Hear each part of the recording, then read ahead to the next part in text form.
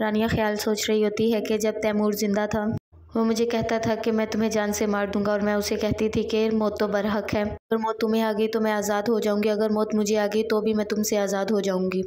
तभी उसकी माँ आती और आकर कहती है कि आपा का दुख देखा नहीं जा रहा, बहुत अफसोस हो रहा है, जवान औलाद का दुख इंसान को ख़त्म कर देता है। रानिया कहती है आपको उन पर इतना तरस क्यों आ रहा है, आप भूल गई हैं उन्होंने हमारे साथ क्या कुछ किया है। रानिया की माँ कहती है जो भी किया, लेकिन इस बात का तो दुख है ना, उसने अपना जवान बेटा खो दिया है। रानिया कहती है हो सकता है कि वो मुझे मारना चाहते हैं और उनका अपना ही बेटा मर गया हो। इस पर रानिया की माँ कहती है नहीं बेटा, ऐसा नहीं हो सकता, तुम गलत क्यों सोचती हो। रानिया खुश होती है कि मैं दानिश से आज़ाद हो गई हूँ। जिस पर उसकी माँ कहती है बेटा, दुश्मन भी मर जाए तो उसकी मौत पर खुश नहीं होना चाहिए। रानिया कहती है मैं तो बहुत खुश हूँ, उन लोगों से ऐसे ही जान छूटनी थी, वैसे कभी नहीं छूटनी थी।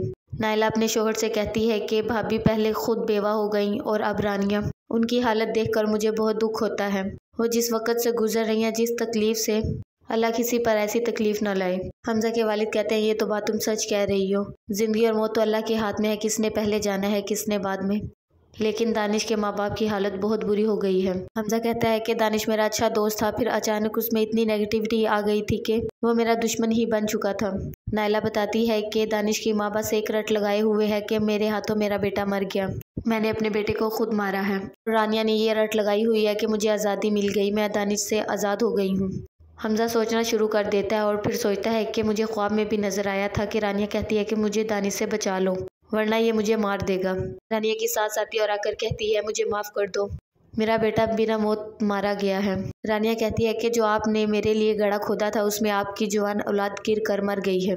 दानिश की माँ हाथ जोड़ती है और कहती है मुझे माफ़ कर दो, मैंने बहुत गलत सोचा था तुम्हारे लिए।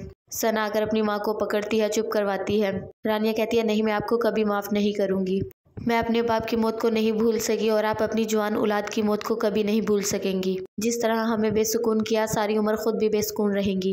दानिश की माँ बार बार हाथ जोड़ती है और कहती है प्लीज़ मुझे माफ़ कर दो। रानिया कहती है कि मुझे हाथ मत लगाना, आप जाएं यहाँ से। दानिश की माँ फिर भी उसके सामने हाथ जोड़ती है। रानिया कहती है नहीं, जो कुछ आप लोगों ने हमारे साथ किया था अब आप लोगों के साथ भी वही कुछ होगा। जुल्म करते हुए आप भूल ही गए थे कि ऊपर खुदा भी है।